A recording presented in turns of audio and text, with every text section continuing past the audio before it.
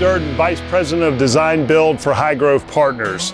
While most of our design and installation work is with our current maintenance customers, every now and then we have the opportunity to work with a client that is not part of our current portfolio.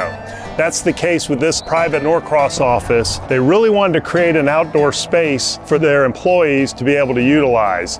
They also discussed how they would have outdoor cookouts. We suggested the fact, why don't we build a permanent structure, outdoor kitchen? They ended up loving the idea, and that's the route we took. We were able to collaborate with our hardscape contractor, our designer, and the client to create a great outdoor space. There's several elements going on here. We've got a retaining wall that also functions as a seat wall. We have a mini slate chip patio. We've got steps to enter the space. And then at the far end, you can see the outdoor kitchen that we built. And that's the highlight of this project.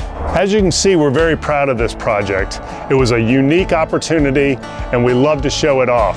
If you're interested in anything like this or other projects on your commercial property, we'd love to talk to you. Please visit our website at www.highgrove.net and look forward to working with you in the future.